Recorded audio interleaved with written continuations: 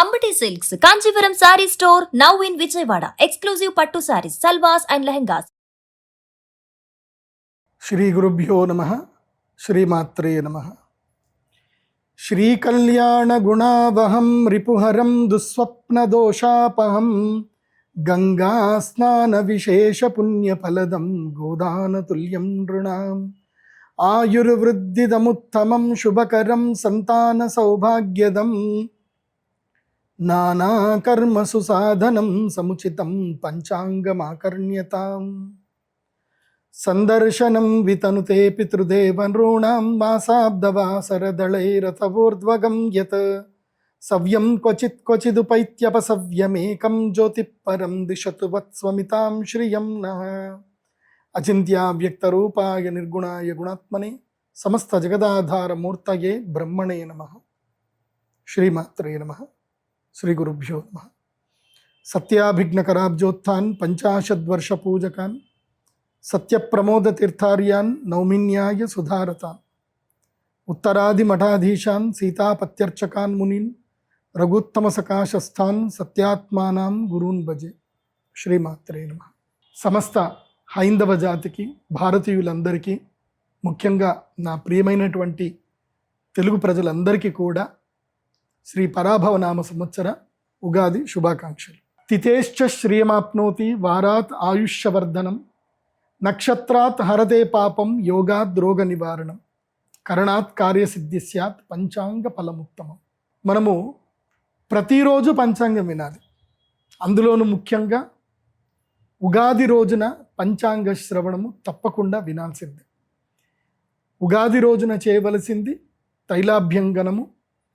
తైలముతో చక్కగా ఒంటికంతా తైలం పూసుకొని చక్కగా స్నానం చేసి సూర్య నమస్కారాలు చేసి తల్లిదండ్రులకు నమస్కారం చేసి నూతన వస్త్రాలు ధరించి, అదేవిధంగా షడ్రుచులు తీపి, చేదు, ఒగరు, కారము ఇవన్నీ కలిపి ఏదైతే ఉంటుందో ఉగాది పచ్చడి, ఉగాది పచ్చడిని ఈరోజు అందరూ సేవించాలి. అది భగవంతుడికి నైవేద్యం పెట్టి. అదేవిధంగా తల్లిదండ్రులకు నమస్కారం చేయాలి, గురువులకు నమస్కారం చేయాలి. ఈరోజు తప్పకుండా అందరూ కూడా పంచాంగ శ్రవణం చేయాలి. ఇక కాలము పరిగెడుతుంది, ఆధునిక కాలము, టెక్నాలజీ పెరిగిపోయింది. మాకు కూడా ప్రెషర్స్ బాగా పెరిగిపోయాయి. ఒకప్పుడు ఉగాది పంచాంగ శ్రవణం అంటే ఆ ఊరిలో ఉండేటువంటి పురోహితుడు, ఆ ఊరికి సంబంధించిన జ్యోతిష్య పండితుడు, ఆ రాజ్యానికి సంబంధించి రాజుగారి దగ్గర ఉండేటువంటి ప్రధాన జ్యోతిష్య పండితులు ఉగాది రోజు ఆస్థానానికి వెళ్ళి పంచాంగ శ్రవణం చెప్పేటువంటి వాళ్ళు. ప్రజలందరూ కూడా పెన్ను పేపర్లు తెచ్చుకొని అందరూ కూడా నోట్ చేసుకునేవాళ్ళు. ఈ సంవత్సరం ఏ పంటలు వేయాలి, కార్తెలు ఎప్పుడు వస్తాయి, ఏ కార్తెలు ఏ పంటలు వేయాలి, ఈసారి వర్షాలు ఎక్కువ పడతాయా పడవా, ఏ పంటలు వేయాలి ఏ పంటలు వేయకూడదు, ఇలా అందరూ రాసుకొని ఆ సంవత్సరానికి సరిపడా ఎలా ఉంది అనే దాని మీద నిర్ణయం తీసుకొని ఆ సంవత్సరం ఏ పన్ను చేయాలి ఏ పన్ను చేయకూడదని నిర్ణయించుకునేవాడు. మరి ఇప్పుడేమో టెక్నాలజీ పెరిగిపోయింది.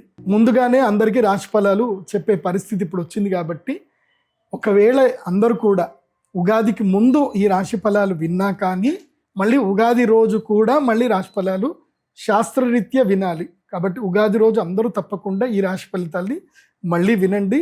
తప్పకుండా అందరూ ఒక పెన్ను పేపర్ పెట్టుకోండి. నేను చెప్పేటువంటి విషయాలన్నీ కూడా నోట్ చేసుకోండి. క్యాలెండర్లో డేట్తో సహా చాలా విషయాలు చెప్తాను, అవన్నీ కూడా నోట్ చేసుకోండి. ఈ సంవత్సరం ఎలా ఉండబోతుందో అన్ని విషయాలు చెప్తాను, జాగ్రత్తగా అందరూ కూడా నోట్ చేసుకోండి. ఉగాది పంచాంగ శ్రవణం చెప్పే ముందు మొట్టమొదటిగా దీనికి ఉగాది అని పేరు ఎందుకు వచ్చింది అని చెప్పానంటే, మన తెలుగులో మనం అందరం కూడా ఉగాది అని అంటాము, కానీ వాస్తవంగా దీని పేరు యుగ ఆది. యుగమునకు ఆది అంటే యుగాలన్నీ మొదలయ్యేది ఈ రోజుతో మొదలవుతాయి. కాబట్టి మీనరాశిలో సూర్యగ్రహం ఉంటాడు, అదేవిధంగా అశ్విని నక్షత్రంలో చంద్రుడు ప్రారంభం చేయనప్పుడు అది చైత్రమాసం నుంచి ప్రారంభమవుతుంది. ఏ మాసములో అయితే గనక అశ్విని నక్షత్రములో చంద్రుడు ఉన్నప్పుడు పూర్ణబింబం అవుతాడో అది ఆశ్వీజ మాసము. చిత్తా నక్షత్రంలో ఎప్పుడైతే గనక చంద్రుడు పౌర్ణమి రోజు వస్తాడో అది చైత్రమాసం. సో చైత్రమాసము మొదలు మళ్ళీ చైత్రము, అక్కడి నుంచి తీసుకొని వైశాఖము, జ్యేష్ఠము, ఆషాఢం, శ్రావణం, భాద్రపదం 6 నెలలు అయిన తర్వాత ఆశ్వీజ మాసం. చైత్రమాసము ఆశ్వీజ మాసం అన్నట్టు ఉంటుంది. అట్లాగే మనకి ఎట్లాగైతే కనుక ఉగాది, మనకి ఈ సంవత్సరం ఏంటి అంటే పరాభవ నామ సంవత్సరం అనేది మనకు ఉగాది. అట్లాగే వింధ్య పర్వతానికి ఒకవైపుగా ఉండేటువంటి వాళ్ళకు ఉత్తరం వైపు ఉండే వాళ్ళందరూ కూడా భార్గస్పత్యమనాన్ని పాటించాలి. అక్కడ వాళ్ళకి ఆశ్వయుజ మాసంతో వాళ్ళకి సంవత్సరం మొదలవుతుంది. వాళ్ళకి అది భార్గస్పత్యమానము. వాళ్ళకి అందరికి కూడా రౌద్రినామ సంవత్సరం, అంటే మధ్యప్రదేశ్కి పైన ఎవరైతే ఉంటారో వాళ్ళందరికీ ఈ సంవత్సరం రౌద్రినామ సంవత్సరం. అంటే ఉత్తర భారతదేశానికి రౌద్రినామ సంవత్సరము, దక్షిణ భారతదేశానికేమో పరాభవనామ సంవత్సరం. ఇది బాగా గుర్తుపెట్టుకోండి. మరి ఈ సంవత్సరానికి పరాభవనామ సంవత్సరం అని పేరు ఎందుకు వచ్చింది? పరాభవం అంటే అర్థం ఏమిటి? ఇది మనకి అర్థం చేసుకోవాలి. ఈ సంవత్సరము మనం రెండూ చూడాలి. రౌద్రినామ సంవత్సరాన్ని చూడాలి, పరాభవనామ సంవత్సరం ఉండాలి. మన భారతదేశము ఉత్తర భారతదేశంగాను దక్షిణ భారతదేశంగాను ఏం చేశారు అంటే, శ్రీశైలస్య దక్షిణ ప్రదేశే చాంద్రమానో గ్రాహ్య తద్దక్షిణ దేశే సౌరమానో గ్రాహ్య అని చెప్పారు. అంటే శ్రీకాళహస్తి జ్యోతిర్లింగం ఏదైతుందో, శ్రీకాళహస్తి పంచభూతలింగం ఏదైతే ఉందో అక్కడికి తీసుకోవాలి. తర్వాత శ్రీశైలానికి కూడా తీసుకోవాలి.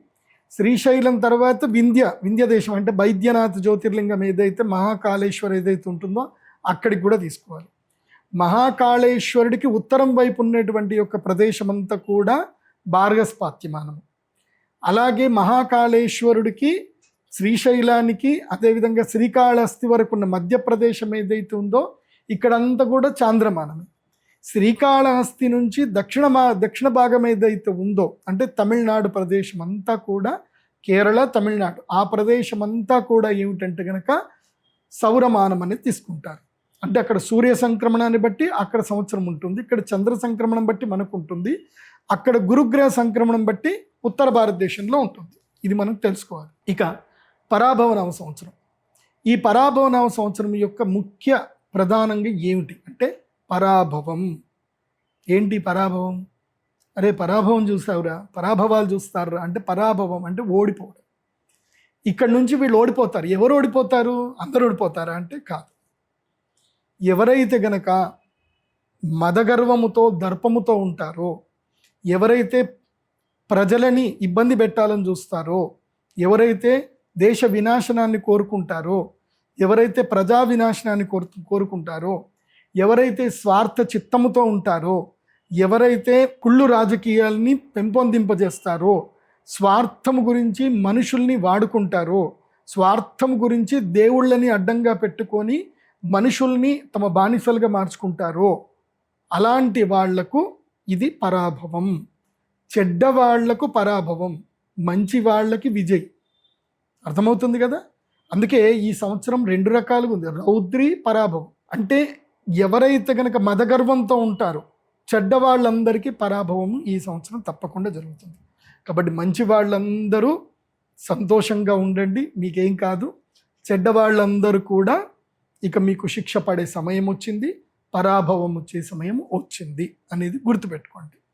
ఈ సంవత్సరము జడ్జిమెంట్ ఇయర్. ఎవరెవరైతే తప్పులు చేస్తారో, ఎవరెవరైతే ద్రోహాలు చేస్తారో, మోసాలు చేస్తారో, తప్పులు చేసి డబ్బులు విపరీతంగా సంపాదించి నేనే గొప్ప అని ఎవడైతే ఉంటాడో, ఎవరైతే ప్రజలని హింసిస్తాడో, ఎవరైతే స్త్రీలని, శిశువులని అందరిని హింసిస్తారో వాళ్ళందరూ కూడా దుఃఖపడేటువంటి సంవత్సరము పరాభవనామ సంవత్సరం. ఇక రౌద్రినామ సంవత్సరం యొక్క లక్షణం ఏంది అని అంటే, రౌద్రం అంటే ప్రజలు ఆక్రందనలు చేస్తారు, ఆక్రోశాలకు వెళతారు, కోపాలకు వెళతారు, గొడవలు జరుగుతాయి, మత కల్లోలాలు జరుగుతాయి.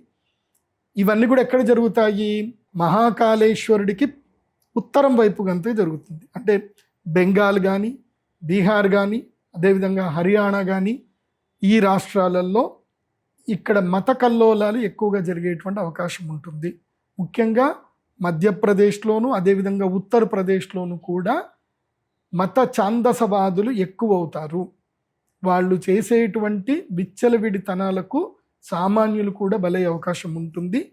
ఈ సంవత్సరము కొన్ని రాష్ట్రాల్లో, ముఖ్యంగా వెస్ట్ బెంగాల్లో కానీ అక్కడ రాష్ట్రపతి పరిపాలన వచ్చేటువంటి అవకాశం ఉంటుంది. అదేవిధంగా ఈశాన్య రాష్ట్రాల్లో కూడా మళ్ళీ పూర్తిగా రాష్ట్రపతి పరిపాలన పెరిగేటువంటి అవకాశం ఉంటుంది. కశ్మీర్లోనూ మళ్ళీ రాష్ట్రపతి పరిపాలన కూడా వచ్చే అవకాశాలు ఈ సంవత్సరం మెరుగ్గా కనిపిస్తున్నాయి. అది కూడా సెప్టెంబర్ మాసంలో ఎక్కువగా ఉంటున్నాయి, భాద్రపద మాసంలో ఎక్కువగా కనబడే అవకాశాలు ఉన్నాయి. ఇక ఈ సంవత్సరము నవనాయకుల ఫలితాలు ఎలా ఉన్నాయి? ముందుగా పరాభవనామ సంవత్సరం. ఇప్పుడు కలియుగము గడిచి ఎన్ని సంవత్సరాలు జరిగిందనంటే 5127 సంవత్సరాలు అయ్యింది. కలియుగం యొక్క మొత్తం ఎన్ని సంవత్సరాలు కలియుగం అంటే 42,000 సంవత్సరాలు కలియుగం ఉంటుంది. అందులోపల 5,120 సంవత్సరాలు అయిపోయానంటే కలియుగంలో కేవలము 1.5% లోపలనే కలియుగం అయిపోయింది. ఇక అంటే సంధికాలం అయిపోయింది. వాస్తవమైన కలియుగం ప్రారంభమయ్యేది ఇప్పటి నుంచి ఎలా ఉంటుంది అని అంటే నీళ్ల కోసం కష్టాలు ప్రారంభమవుతాయి. జాగ్రత్తగా వినండి, నీళ్ల కోసం కష్టాలు ప్రారంభమవుతాయి. మీరు ఇప్పటి వరకు లీటర్ నీళ్లు 20 రూపాయలు పెట్టి కొనుక్కుంటున్నారుగా, ఇకపై 25 రూపాయలు అవుతుంది, తర్వాత 30 రూపాయలు అవుతుంది. రస పదార్థాలన్నీ కూడా, జల పదార్థాలన్నీ కూడా ధరలు పెరిగిపోతాయి. ఆయిల్ ధరలు పెరిగిపోతాయి, గ్యాసుల ధరలు పెరిగిపోతాయి. సో ఇక్కడి నుంచి వస్తువుల యొక్క ధరలు పెరుగుతాయి. కాబట్టి మీ యొక్క ఇన్కమ్ కూడా పెంచుకునే ప్రయత్నాలు చేయాలి. చెప్తాను, ఇంకా నవనాయకుల ఫలితాలు చెప్పినప్పుడు చాలా విషయాలు చెప్తాను. ఇప్పుడు ఎందుకు ఈ విషయం చెప్తున్నాను అంటే ఇది కలికాలము యొక్క వాస్తవమైన సిచ్యువేషన్స్ ప్రారంభమవడం మొదలవుతుంది. ఇప్పటి నుంచి మొదలవుతుంది.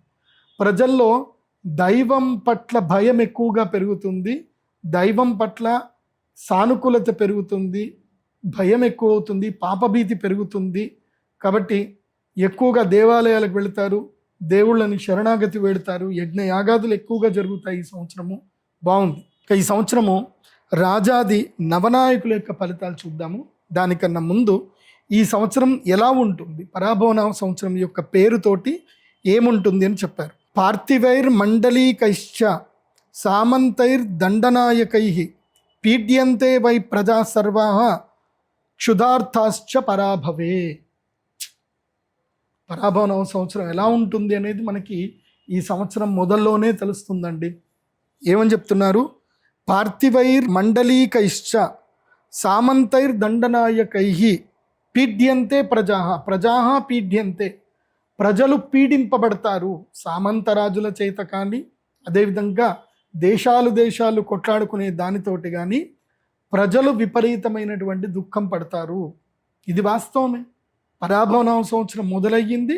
ఈరోజు పరాభవనామ సంవత్సరానికి దాదాపుగా 35వ రోజు 30వ రోజు అవుతుంది. సో పరాభవనామ సంవత్సరం మొదలై మనకి చంద్రగ్రహణము సూర్యగ్రహణం వచ్చింది. చంద్రగ్రహణం ఏ రోజైతే ఏర్పడిందో అదే రోజు యుద్ధం ప్రారంభమైంది. ఏది? ఇరాను, ఇజ్రాయిల్, అదేవిధంగా అమెరికా యుద్ధం ప్రారంభమైంది. ఇది మామూలు యుద్ధం అయితే కాదు, ఇది చాలా పెద్ద యుద్ధము. ఇది ప్రపంచ యుద్ధానికి దారి తీసేటువంటి యుద్ధము. ఇది జరుగుతుంది కూడా. ఇది ఒక ఆర్థిక సంక్షోభానికి ప్రజల్ని ముందుకు తీసుకెళ్తుంది. ఆర్థిక సంక్షోభం లోపలికి ప్రజలందరినీ నెడుతుంది. ఎక్కడో అక్కడ యుద్ధం జరిగింది, మనకేం జరగదు అని మాత్రం అనుకోవద్దు. దీనివల్ల ఏం జరుగుతుంది అని అంటే విపరీతమైనటువంటి సంక్షోభం ఏర్పడుతుంది. ముఖ్యంగా ప్రజల్లో నీటి ఎద్దడి ఏర్పడుతుంది. ఇప్పుడు మనం ఇరాన్ కానీ ఇరాక్ తీసుకున్నాం, సౌదీ అరేబియా, బెహ్రాను, తర్వాత అరబ్ కంట్రీ, ఎడారి దేశం అని అంటారు. ఎడారి దేశంలో నీళ్లు లేవు. వాళ్ళు సముద్రం నీళ్ళని మార్చుకొని వాళ్ళు మంచినీళ్ళ కింద మార్చుకుంటున్నారు. కాబట్టి ఇప్పుడు దాని మీద కూడా దాడి జరుగుతుంది. క్షుధార్థ, ఆకలి బాధతో ప్రజలు అల్లకల్లోలము ఉంటుంది, విలవిల్లాడుతూ ఉంటారు. ఎందుకోసమంటే మన భారతదేశం నుంచి కానీ వేరే దేశాల నుంచి అక్కడికి షిప్పులు వెళితే తప్ప అక్కడ న్యాచురల్ రిసోర్స్ అయినటువంటి ఆహారం, వాళ్ళకి న్యాచురల్ రిసోర్స్ లేదు. ఆహారం షిప్పులో నుంచే వెళ్ళాలి. శని ఎక్కడున్నాడు అంటే మీనరాశిలో ఉన్నాడు. జలక్షేత్రంలో మీనము అంటే ఏంటి? చేపలు. చేపలు ఎక్కడ ఉంటాయి? నీళ్లలో ఉంటాయి. అది ఏ రాశి అని అంటే మీనరాశి. మీనరాశిలో ఎవరున్నారు? శనిగ్రహం ఉన్నాడు. కాబట్టి సముద్ర సంక్షోభం ఏర్పడుతుంది, సముద్రపు దొంగలు పెరుగుతారు. సో నౌకలన్నీ సముద్రంలో మునిగిపోతాయి, నౌకా యుద్ధం జరుగుతుంది. దీనితోటి అరబ్ కంట్రీస్లో పూర్తిగా సంక్షోభం ఏర్పడుతుంది. సంక్షోభం ఏర్పడి ఆహార ధాన్యాలు దొరకవు, తిండి దొరకదు, నీళ్లు దొరకవు. అలాంటి పరిస్థితులు ఈ సంవత్సరం ఎక్కువగా ఏర్పడే అవకాశాలు కనిపిస్తున్నాయి. మనం భారతీయులం, మనం అంత అదృష్టవంతులమే. ఇది మళ్ళీ ఏం చెప్తున్నారు? మన భారతదేశానికి చూస్తే దీని లెక్క ప్రకారం మన దాంట్లో కనుక చూస్తే కనుక భారతదేశంలో ప్రజలందరూ కూడా రోగపీడితులు ఎక్కువగా అవుతారు. ముఖ్యంగా ఒక మహమ్మారి ఉంది, డయాబెటీస్ అనే ఒక మహమ్మారి ఉంది. అది 10 మందిలో 8 మందికి తగులుతుంది. సో దాని యొక్క మహమ్మారికి అందరూ కూడా లోనవుతూనే ఉంటారు. ఆహార పదార్థాలు విచారణ ప్రజల్లో మార్పు తీసుకురావాలి. అందుకే ఈ సంవత్సరము అపరధాన్యములైనటువంటి చామలు, కొర్రలు ఇవన్నీ కూడా బాగా పండుతాయి. నేను ఈ సంవత్సరం రైతులందరికీ కూడా చెప్పేది ఏమిటంటే, కొన్ని విషయాలు కూడా చెప్తాను, కానీ ఇప్పుడు ఈ సంవత్సరానికి సంబంధించిన శ్లోకం ద్వారా మీకు చెప్పేది ఏంటంటే, రైతులు ఈజీ మెథడ్లో పంటలు పండించడానికి చూడకండి, హైబ్రిడ్ విత్తనాల జోలికి వెళ్ళకండి, హైబ్రిడ్ విత్తనాలను దూరం పెట్టండి. ఎందుకోసమంటే అన్నం పెట్టేది మీరే అన్నం సరిగ్గా పెట్టకపోతే ప్రజలందరూ కూడా ఆరోగ్యం పాడు చేసుకుంటారు. ఆ ప్రజల్లో ఎవరు ఉండరు, మీ కుటుంబ సభ్యులు కూడా ఉంటారు. కాబట్టి రైతులందరూ కూడా దేశీ విత్తనాలు తీసుకోండి. నవారా, రత్నచోడి, అదేవిధంగా ఇంకా చాలా ఉన్నాయి, చిట్టి ముత్యాలు లాంటివి దేశవాళీ విత్తనాలు తీసుకొని పంటలు పండించండి, వాటిని వృద్ధి చేయండి అని చెప్తాను. హైబ్రిడ్ విత్తనాలు జోలికి వెళ్ళకండి, హైబ్రిడ్ వడ్ల జోలికి వెళ్ళకండి అని చెప్పి రైతులందరూ కూడా చెప్తున్నాను. ఎందుకోసం అంటే క్షుధార్తాహ, క్షుత్ అంటే ఆకలి బాధలు. ఈ సంవత్సరం ప్రజలకి ఆకలి బాధ ఎక్కువగా ఉంటుంది. ఆకలితో చాలామంది అలమటిస్తారు. ఇవాళ ప్రపంచం మొత్తం మీద అందరికీ ఆహారం పెడుతుంది ఎవరు అంటే భారతదేశం. ప్రపంచం మొత్తం మీద ఆకలి 30% ఆకలి తీరుస్తుంది భారతదేశం. మన భారతీయ రైతులు పండించేటువంటి ఏవైతే బియ్యం ఏదైతే ఉన్నాయో, ఆహార ధాన్యాలు ఏవైతే ఉన్నాయో అవి ప్రపంచ దేశంలో అందరు తింటున్నారు. కానీ ఈ సంవత్సరం ఏం జరుగుతుంది అని అంటే, ప్రకృతి విపత్తులు బాగా పెరుగుతాయి, ఆహార ధాన్యం లోపల నష్టం జరుగుతుంది, ప్రజలు ఎక్కువగా వ్యవసాయం చేయడానికి మక్కువ చూపించరు. ఇది ఈ సంవత్సరం చాలా దారుణాలు ఉన్నాయి. మక్కువ చూపించరు. ప్రజలు ఏం చేస్తారు అంటే ఈజీ మెథడ్లోకి వెళతారు. దానితోటి కలుషితమైన ఆహారము, హైబ్రిడ్ విత్తనాలు, హైబ్రిడ్ ఆహార పదార్థాలు ప్రజల్లోకి వెళతాయి. దాంట్లో ప్రజలందరూ కూడా ఆహారం సరిగ్గా దొరకదు, తిన్న ఆహారంతో కడుపు సరిగ్గా నిండదు, రోగాల బారిన పడతారు. అందుకే ఏం చెప్పారు, పీఠ్యంతే వై ప్రజాః, ప్రజలందరూ కూడా పీడింపబడతారు. క్షుధార్తాః, ఆకలి బాధలు ఉంటాయి, నీటి ఎద్దడి కొనసాగుతుంది, ప్రజల్లో నీళ్లు కలుషితమైపోతాయి, విషపూరితమైన నీళ్లు తాగి మూకుమ్మడిగా జనాలు చనిపోయే అవకాశం ఈ సంవత్సరం ఎక్కువగా ఉంటుంది. కాబట్టి నీటి పట్ల అప్రమత్తత పాటించండి. ఈ సంవత్సరము ప్రజలు కాపాడుకోవాల్సింది నీళ్లను కాపాడుకోవాలి, నీటిని జాగ్రత్తగా వాడుకోండి, బాగా గుర్తుపెట్టుకోండి. ఇంకొక ట్రిక్ చెప్తాను. ఈ మధ్య కొన్ని వాటర్ బాటిల్స్ వచ్చాయి, మీకు అమెజాన్ లాంటి వెబ్సైట్లో దొరుకుతాయి. ఆల్కలైన్ వాటర్ బాటిల్స్ అని దొరుకుతున్నాయి. అవి ఎంతనో 600 800కు దొరుకుతున్నాయి. ఆ వాటర్ బాటిల్లో నీళ్లు పోసుకొని దాన్ని ఒక 2 minutes చక్కగా షేక్ చేసి దాన్ని తాగితే అవి ఆల్కలైన్ వాటర్గా మారుతున్నాయి. సో వాటర్ చాలా important. High pH level water తాగకుండా చక్కగా ఆల్కలైన్ వాటర్, ఫిల్టరైజ్ వాటర్ తాగండి. ముఖ్యంగా సిటీలలో ఉండేటువంటి వాళ్ళు బోర్ల మీద డిపెండ్ అవ్వకుండా వర్షపు నీటిని సేవ్ చేసుకోండి. ఆహార భద్రత పట్ల ప్రజల్లో చైతన్యం తీసుకురావాలి ప్రభుత్వాలు. ఈ సంవత్సరం ఫుడ్ కార్పొరేషన్ ఆఫ్ ఇండియా చాలా గట్టిగా పనిచేయాలి. ఈ సంవత్సరం విరివిగా ఆహార పదార్థాలు దొరకవు, ఆహార సంక్షోభం ఏర్పడుతుంది, కూరగాయల సంక్షోభం ఏర్పడుతుంది. కాబట్టి దీని పట్ల కొంతమంది రైతులకు లాభం కలగొచ్చు, కానీ చాలామంది ప్రజలు మాత్రం కూరగాయలు, సరైన ఆహార పదార్థాలు దొరకక కలుషితమైన ఆహార పదార్థాలు తింటూ ప్రజలు ఇబ్బందులు పడే అవకాశం ఈ సంవత్సరం కనిపిస్తుంది. ఇదే పరాభవనామ సంవత్సరం యొక్క పేరు యొక్క ఆ శ్లోకానికి సంబంధించిన ప్రధానమైనటువంటి అర్థం. అట్లాగే రౌద్రినామ సంవత్సరం వచ్చింది. దాని యొక్క అర్థం ఏమిటి అని తెలుసుకుంటే, అన్యోన్య నృప సంక్షోభ చోరవ్యాఘ్రాదితో భయం మధ్యవృష్టిర్ అనర్ఘత్వం రౌద్రాబ్దే మధ్యమం ఫలం. అన్యోన్య నృప సంక్షోభ, అన్యోన్య అంటే రాష్ట్రాలకు పడదు, దేశాలకు పడదు, ఇంటి పక్కోడికి పడదు, ఈ గల్లివాడికి ఆ గల్లివాడికి పడదు, ఈ సందులో ఉన్న వాళ్ళకి ఆ సందు వాళ్ళకి పడదు, ఈ ఊరు వాళ్ళకి ఆ ఊరు వాళ్ళకి పడదు. నీళ్ల వల్ల గొడవలు అవుతాయి, ఆహారం వల్ల గొడవలు అవుతాయి, మనుషుల వల్ల గొడవలు అవుతాయి. అన్యోన్య నృప సంక్షోభ, ఒకళ్ళనొకళ్ళు తిట్టుకుంటారు, ఒకళ్ళని చూసి ఒకళ్ళు ఓర్వరు, ఇవి జరుగుతాయి.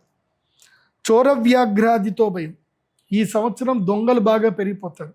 ఈజీ మనీకి అలవాటు పడి జనాలు చాలామంది మోసపోయే అవకాశం ఉంటుంది. ఒక్కటి బాగా గుర్తుపెట్టుకోండి, జీవితం లోపల ఎవరైనా మీకు ఏ యూట్యూబ్ ఛానల్లో అయినా, ఎక్కడైనా, ఏ సోషల్ మీడియాలో అయినా మీకు ఇది ఫ్రీ అని చెప్పారే అనుకోండి, వాళ్ళని బ్లాక్ చేయండి. ఎవడైతే ఫ్రీ అన్నాడో వాడిని బ్లాక్ చేసేయండి. ఫ్రీ ఏదీ లేదు ప్రపంచం. ఫ్రీ అంటే అర్థం ఏంటంటే ఎరేసారు అని అర్థం. చేపకి ఎర ఎట్లా వేస్తారు? ఫ్రీగా వేస్తారు. ఫ్రీగా దొరుకుతుంది అని చేప వస్తుంది, ఎరకు పడుతుంది. కాబట్టి ఫ్రీ అన్న వర్డ్ ఎక్కడైతే మీరు వింటారో అక్కడ మీరు ఎరకి గురి కాబోతున్న చేపలు అని అర్థం చేసుకోండి. సో ఫ్రీ అన్న వర్డ్కి దూరంగా ఉండండి.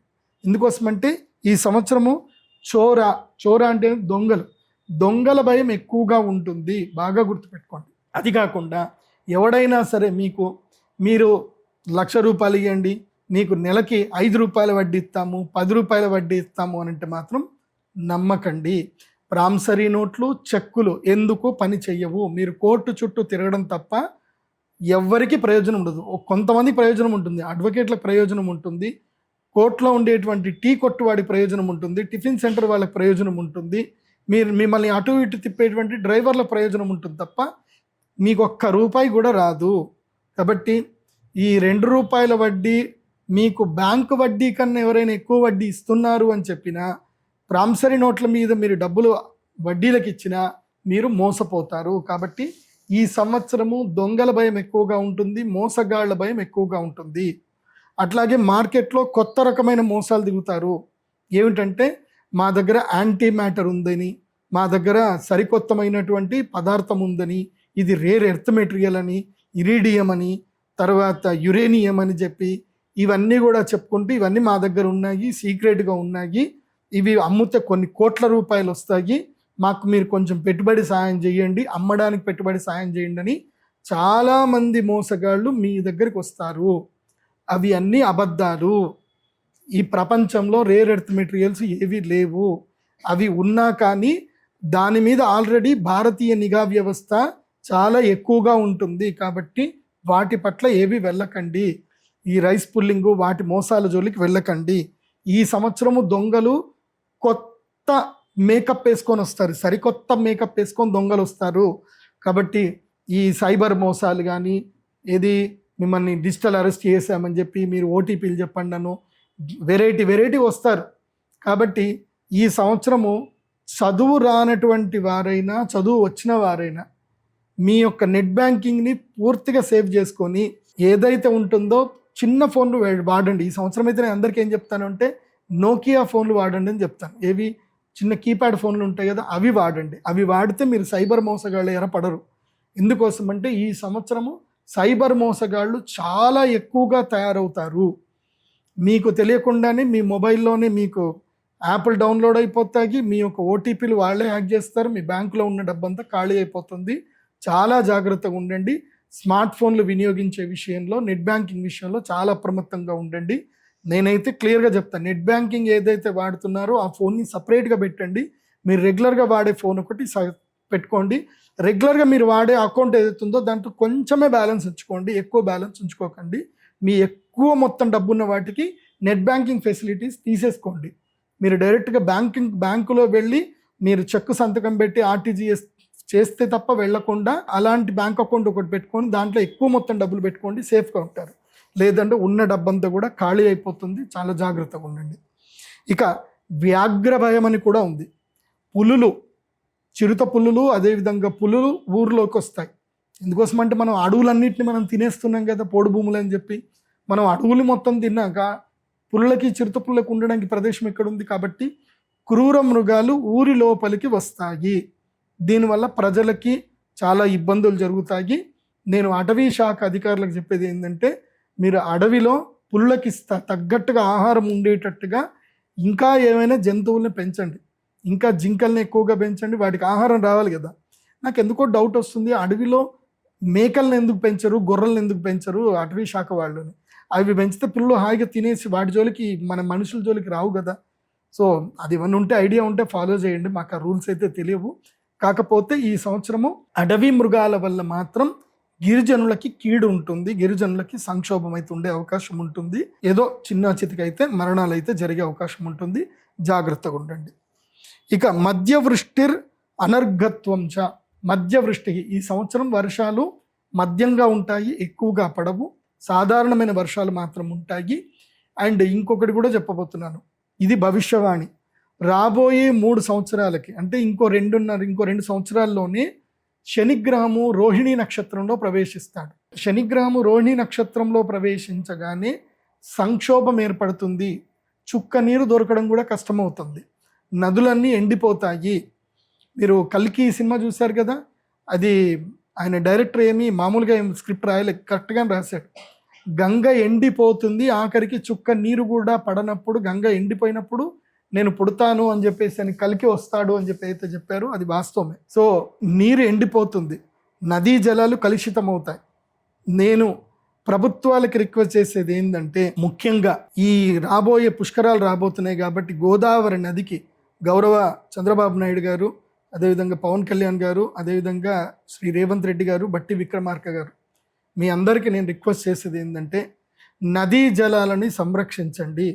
నదుల పక్కన చక్కగా చెట్లు పెట్టించండి.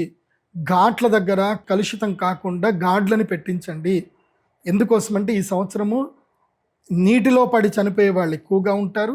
అదేవిధంగా నీరు కలుషితం చేసే దుర్మార్గులు కూడా ఎక్కువగా ఉంటారు. కాబట్టి ముఖ్యంగా వాటర్ సప్లై బోర్డ్స్ దగ్గర కూడా సెక్యూరిటీని పెంచండి అని చెప్తున్నాను. అదేవిధంగా రైతులందరూ కూడా చెప్పేది ఏంటంటే, ఖర్చైనా పర్వాలేదు, మోట బావులు తవ్వుకోండి. మీ యొక్క బోర్ పాయింట్స్ ఏవైతే ఉన్నాయో అవి రీఛార్జ్ అయ్యేటట్టుగా ప్లాన్ చేసుకోండి. ఎందుకోసమంటే ఏ నీటి ద్వారా అయితే మీరు పొలాలు చక్కగా పండించుకుంటున్నారో, రేపు ఆ నీరు దొరకకుండా ఉంటే మీకు ఆ సంపాదన కూడా పోతుంది. కాబట్టి ఇప్పుడే మీ యొక్క బోర్లు అవన్నీ కూడా రీఛార్జ్ చేసుకోండి. నీటిని కాపాడుకునే ప్రయత్నం చేయండి. రాబోయే 2 సంవత్సరాల తర్వాత భయంకరమైన నీటి సంక్షోభం రాబోతుంది. ఇప్పుడే మీరు మెలకు ఉంటేనే మీరు నీటిని కాపాడుకునే ప్రయత్నం చేసుకోండి. సిటీలలో కూడా నేను గౌరవ ముఖ్యమంత్రులందరికీ కూడా చెప్పేది ఏంటంటే, సిటీ లోపల ఒక జీవో పాస్ చేయండి. అపార్ట్మెంట్లలో పడే వర్షపు నీళ్ళన్నీ కూడా ఒక్కొక్క ఫ్లాట్ 5,000 లీటర్ల నీళ్లు సేవ్ చేసుకోవాలని ఒక జీవో పాస్ చేయండి. ప్రతి ఒక్క ఫ్లాట్ ఓనరు 5,000 వర్షపు నీళ్ళని స్టోర్ చేసేది జీవం మీరు పాస్ చేసుకోండి. మీరు 20 ఫ్లాట్లు ఉన్నాయనుకోండి, 5,000 × 20 లీటర్లు సేవ్ చేసుకోవాలి. కింద వాటర్ ట్యాంకులు పెట్టుకోండి, మళ్ళీ పైకి తెచ్చుకుంటారా, ఏదైనా చేయండి. మీ అపార్ట్మెంట్కి ఒక ఫ్లాట్కి 5,000 లీటర్లు వర్షం నీళ్ళు సేవ్ చేసుకోవాలని చెప్పి మీరు జీవో పాస్ చేయండి. ప్రజలు మారుతారు. కావాలంటే వాళ్ళకి సబ్సిడీలు ఇవ్వండి, వాటర్ ట్యాంకులు ఇప్పే విషయంలో సబ్సిడీలు ఇవ్వండి. ఎందుకోసమంటే రాబోయే 2 సంవత్సరాల తర్వాత భయంకరమైన జల సంక్షోభం రాబోతుంది. దానికి ఈ పరాభవన సంవత్సరమే సూచనగా ప్రారంభమవుతుంది. ఈ సంవత్సరం రాజాది నవనాయకుల ఫలితాన్ని చెప్తాను, వినండి. ఈ సంవత్సరము నవనాయకుల్లో 7 శుభులవుతున్నారు, 2 పాపులవుతున్నారు. కాబట్టి పరిణామాలు బాగా జరుగుతాయి. శుభాలు ఉన్నాయి కాబట్టి పరిణామాలు జరుగుతాయి. కానీ ఒకటి మనం అర్థం చేసుకోవాలి, ఈ కలికాలంలో మనం ఒక్కసారి గుండె మీద చేసుకొని చూద్దాము. మనకు చూస్తున్న వాళ్ళల్లో మంచి వాళ్ళు ఎంతమంది, చెడ్డవాళ్ళు ఎంతమంది, నిజాయితీగా ఉన్నది ఉన్నట్టుగా, మనసులో ఉన్నది ఉన్నట్టుగా ప్రవర్తించే వాళ్ళు ఎంతమంది, లోపల కల్మషం పెట్టుకుంటూ ఉన్నవాళ్ళు ఎంతమంది చూస్తే మనకు తెలిసిపోతుంది. సో 7 శుభులు ఉన్నారు అంటే అర్థం ఏమిటంటే పరిణామం చెందబోతుంది, మార్పులు చెందబోతున్నాయి. కాబట్టి దుర్మార్గుల కష్టాలు వస్తాయి. కాబట్టి పాలకులే దుర్మార్గులు అవుతే ఏం చేస్తాం? సో వాళ్ళ కష్టాలు వస్తే ఏమవుతుంది? కష్టాలను ఎదుర్చుకుని మళ్ళీ కష్టాలు వస్తాయి. కాబట్టి కొంచెం జాగ్రత్తగా ఉండండి. ఈ లాజిక్ మీకు అర్థమైంది అనుకుంటాను. ఈ సంవత్సరం గురుడు రాజు అవుతున్నాడు కాబట్టి, గురుగ్రహం రాజు అవుతే న్యాయవర్తిత్వం జరుగుతుంది. న్యాయస్థానాలు చాలా గట్టిగా పనిచేస్తాయి. అన్యాయం జరిగిన వంటి వాళ్ళకి న్యాయం తప్పకుండా లభిస్తుంది. ఈ సంవత్సరము గురుగ్రహం ఉండడం వలన ప్రజలందరూ ఆనందంగా ఉంటారు. వర్షాలు బాగా పడతాయి, ఆహారం బాగా దొరుకుతుంది. కాకపోతే విషయం ఏంటంటే, మంత్రి ఎవరయ్యారు అంటే కనుక కుజగ్రహం మంత్రి అయ్యాడు. భౌమహ మంత్రి, దేశానికి ఉద్యోగాధిపతి కుజుడే అయ్యాడు.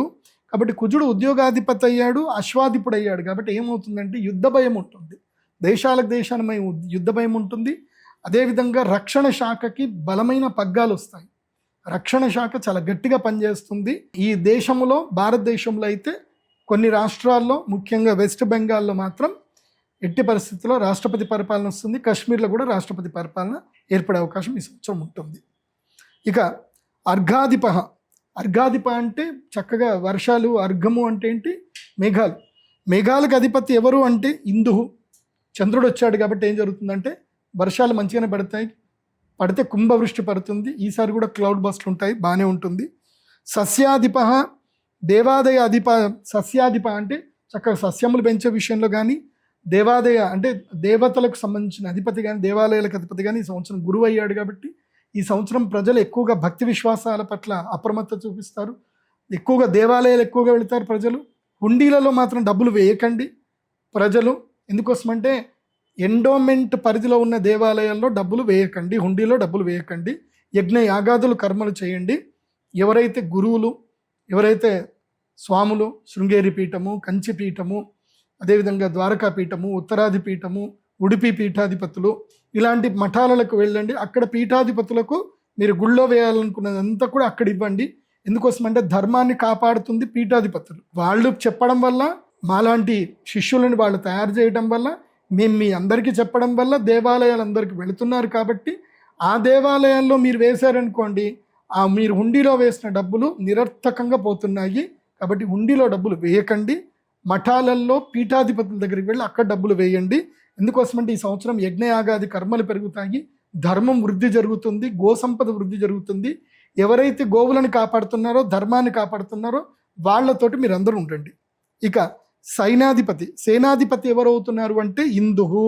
ఈ సంవత్సరము చంద్రుడే అవుతున్నాడు, సేనాధిపతి కూడా చంద్రుడే అవుతున్నాడు. కాబట్టి ఈ సంవత్సరము బియ్యం ధరలు బాగా పెరుగుతాయి, దేశవాళీ బియ్యానికి ధరలు బాగా పెరుగుతాయి, బాగుంటుంది.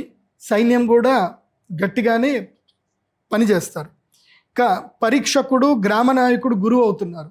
ఇది చాలా అద్భుతము. ఈ సంవత్సరం పరీక్షించేటువంటి వాడు అంటే ఎన్ఫోర్స్మెంట్ డైరెక్టర్ ఎవరైతే ఉంటారో ఆయన గురువు ఈ సంవత్సరం. సో అందరినీ ఎగ్జామినేషన్ చేస్తాడు. ఈ సంవత్సరము గ్రామ సర్పంచులు కానీ, గ్రామాధికారులు కానీ, గ్రామ వికాసం ఏర్పడుతుంది.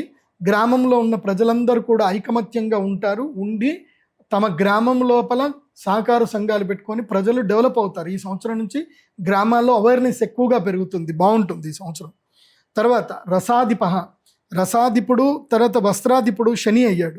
కాబట్టి నల్లని భూములు, నల్లటి పంటలు కానీ, నల్ల నువ్వులు కానీ, మినుములు కానీ, నల్లటి ఆహార పదార్థాలన్నిటికీ మంచి ధరలు వస్తాయి. ఈ సంవత్సరం వస్త్రాలకు ధర విపరీతంగా పెరుగుతుంది. తర్వాత గ్రామపాలకుడు, రత్నాధిపుడు ఇందు అవుతున్నాడు. ఇందుహు అంటే సూర్యుడు, గ్రామాధిపుడు సూర్యుడు అవుతున్నాడు. కాబట్టి ఇది కూడా చాలా మంచిదే. ప్రజలు బాగుంటారు, వాళ్ళందరూ కూడా కలిసికట్టుగా వాళ్ళ పనులు వాళ్ళు చేసుకుంటారు. ఈ సంవత్సరం మహిళా రాతులు ఎక్కువగా పెరుగుతారు, డ్వాక్రా సంఘాలు ఎక్కువగా పెరుగుతుంది. మహిళలందరూ కూడా కలిసి సొంతగా ఏవైతే కనుక పరిశ్రమలు పెట్టడం అనేది ఈ సంవత్సరం చాలా ఎక్కువగా ఉంటుంది. దానికి తెలుగు రాష్ట్రాల ప్రభుత్వాలు కూడా వాళ్ళకి సహకరిస్తే, బ్యాంకులు సహకరిస్తే ఇంకా మంచిది. తర్వాత ఈ సంవత్సరం వృక్షాలకు అధిపతి కూడా బుధుడు అవుతున్నాడు. కాబట్టి తుఫాన్లు ఎక్కువగా వచ్చేటువంటి అవకాశం ఉంటుంది. ముఖ్యంగా శ్రీకాకుళము, తూర్పుగోదావరి జిల్లా, విశాఖపట్నం, విజయనగరము ఈ ప్రాంతం లోపల తుఫాను ప్రభావాలు ఎక్కువగా పడేటువంటి అవకాశం ఉంటుంది. కాబట్టి ఈ సంవత్సరం తొందరగానే పంటలు వేసుకొని ఆశ్వేజ మాసం అంటే కార్తీక మాసం లోపలనే పంటలు కోసుకునే ప్రయత్నం చేయండి. తర్వాత పంటలన్నీ మునిగిపోయే అవకాశం ఉంటుంది. కాబట్టి జాగ్రత్తగా ఉండండి. అది నేను కోస్తా జిల్లాలకైతే ఇది చెప్పడం జరుగుతుంది. ఇక నీరసాధిప, ఈ సంవత్సరం కుంకుమ పువ్వు, కర్పూరం, నీరసాధిప ఎవరవుతున్నాడంటే గురుడు అవుతున్నాడు. కాబట్టి కుంకుమ పువ్వు ఈ మధ్య చాలామంది ఇండ్లలోనే ఏసీలు పెట్టేసి కుంకుమ పువ్వు పెంచుతున్నారు. సుమన్ టీవీలో కూడా వీడియో చూశాను, బాగుంది. మీరు కూడా పని చేసుకోండి. కుంకుమ పువ్వు, అదేవిధంగా పుట్టగొడుగులు, ఇవి మీరు ఇళ్లలో పెంచుకోండి. ఈ సంవత్సరం చాలా డిమాండ్ ఉంది. అదేదో కొన్ని రకమైన పుట్టగొడుగులు అట కిలోకి 5 లక్షలట. అలాంటి ఏమైనా ఉండి ఇంట్లో మీరు ఏసీలు పెంచుకొని కరెంటు బిల్లు సంవత్సరం మొత్తం మీద ₹1,00,000 అయినా పర్వాలేదు. ఓ 20 కిలోలు వచ్చిందంటే చక్కగా అపార్ట్మెంటే కొనుక్కోవచ్చు, ఫ్లాట్ కొనుక్కోవచ్చు, లేదంటే ఇండిపెండెంట్ హౌస్ కట్టుకోవచ్చు. కాబట్టి పుట్టగొడుగులకి ఈ సంవత్సరం బాగా డిమాండ్ ఉంది. గురువు నీరసాధిపతి అయ్యాడు. కాబట్టి ఈ సంవత్సరము కుంకుమ పువ్వు, కర్పూరము, అగరు, చందనము, పన్నీరు, పాదరసము, తర్వాత ఉప్పు, తర్వాత పసుపు, వీటి ఉత్పత్తి బాగా పెరుగుతుంది. తర్వాత గణక సర్పాధిప, లెక్కలు పెట్టేటువంటి ఫినాన్షియల్ మినిస్టర్ ఎవరు అంటే ఈ సంవత్సరము శని అయ్యాడు. శని ఫినాన్షియల్ మినిస్టర్ అయ్యాడు అంటే కుంభకోణాలన్నీ బయటపడతాయి. ఈ సంవత్సరం భయంకరమైన కుంభకోణాలు బయటపడతాయి. 2 రాష్ట్రాల ముఖ్యమంత్రులు మారిపోతారు. భారతదేశానికి సంబంధించి, తెలుగు రాష్ట్రాలకు అయితే కాదు. సో 2 రాష్ట్రాల్లో ఎలక్షన్స్ ఏర్పడతాయి. ఆ ఎలక్షన్స్లో ఉన్న ప్రభుత్వం పడిపోయి వేరే ప్రభుత్వం అయితే వస్తుంది. దైవజ్ఞ, ఈ సంవత్సరం జ్యోతిష్య పండితులకి ఎవరధిపతి అంటే చంద్రుడు అయ్యారు. కాబట్టి జ్యోతిష్య విద్యలు, పరిశోధన విద్యలు వృద్ధి చెందుతాయి. ప్రజలు జ్యోతిష్యాన్ని ఎక్కువగా నమ్ముతారు. పర్లేదు, మాకు ఇన్కమ్ అయితే మంచిగానే పెరుగుతుంది. అట్లాగే వృద్ధి చెందుట, దైవభక్తి కూడా పెరుగుతుంది, రసధాతువుల యొక్క ఉత్పత్తి పెరుగుతుంది. ఈ సంవత్సరం మన భారతదేశంలో ఇప్పటిదాకా గనులు లేవు. సో నేను మీకు చెప్పేది ఏంటంటే స్టాక్ మార్కెట్లో జింక్ రేట్ ఎక్కువగా పెరుగుతుంది, రాగి రేట్ ఎక్కువగా పెరుగుతుంది, తర్వాత వెండి రేట్ ఎక్కువగా పెరుగుతుంది, బంగారం రేటు పెరుగుతుంది. తర్వాత చెప్తాను ఆ రేట్ ఎంత పెరుగుతుందో చెప్తా, వెయిట్ చేయండి. తర్వాత స్త్రీలకి అధిపతి ఎవరు అంటే ఈ సంవత్సరం చంద్రుడు స్త్రీలకు అధిపతి అయితే ఎట్లా ఉంటుందంటే స్త్రీలు విపరీతమైన చంచల స్వభావం కలిగినటువంటి వారు అవుతారు. ఇక ఉంటుంది కష్టాలు ఎక్కువగా ఉంటుంది, మగాళ్ళకి ఎక్కువ కష్టం ఉంటుంది. ఎందుకోసమంటే స్త్రీలు ఓపికగా ఓర్పుగా ఉన్న రోజులే ఆ ఇల్లు బాగుంటుంది. స్త్రీ ఎప్పుడైతే ఓపిక నశించి ఓర్పు నశించి చంచలంగా మారుతుందో ఆ ఇల్లు అల్లకల్లోలం అవుతుంది. కాబట్టి ఈ సంవత్సరము స్త్రీలకి చంచల స్వభావం ఎక్కువగా పెరుగుతుంది. అదేవిధంగా స్త్రీలు కామ సంక్షోభితులు అవుతారు, విచ్చలవిడితనం స్త్రీలలో పెరుగుతుంది. దాన్ని అడ్డుకున్న వాళ్ళని నానా బూతులు తిడతారు. ఇవన్నీ కూడా జరుగుతాయి. అమ్మ బట్టలు మంచిగా వేసుకోమ్మా అని చెప్తే నీకెందుకురా అని చెప్పి వాడిని నానా తిట్లు తిడతారు. ఇవి ఈ సంవత్సరం జరుగుతుంది. కాబట్టి ఎవరు కూడా స్త్రీలకు సంబంధించి ఏ మాటలు చెప్పకండి, వాళ్ళ ఇష్టం వచ్చినట్టు వాళ్ళు ఉండనివ్వండి. ఎందుకోసమంటే ప్రకృతి ఎలా చేయాలో అలా చేస్తుంది, పెరుగుట విరుగుట కొరకే. కొన్ని జరిగితే కొంతమంది కొన్ని అర్థమవుతాయి. సో మీరెవరు కూడా ఎవరికి నీతులు చెప్పకండి, ఎవరు బుద్ధులు చెప్పకండి. కాలితే పడితే వాళ్ళకే తెలుస్తుంది కాబట్టి వాళ్ళని తెలుసుకోనివ్వండి. మంచిదే, వాళ్ళ ఇష్టం వచ్చినట్టు వాళ్ళు ఉండనివ్వండి అని చెప్పి చంద్రుడు చెప్తున్నాడు ఈ సంవత్సరం, నేను చెప్పట్లే. సో ఈ సంవత్సరము స్త్రీలకు అధికారాలు కూడా పెరుగుతాయి. స్త్రీలు వ్యాపారం లోపలికి వస్తారు, చాలా మంచి శుభ పరిణామం. సో వాళ్ళు వ్యాపారాలు చేస్తారు, చక్కగా వడ్డీ వ్యాపారాలు చేస్తారు, డబ్బులు విపరీతంగా సంపాదిస్తారు, రాజ్యాలు వెళ్తారు, అధికారం లోపలికి వస్తారు.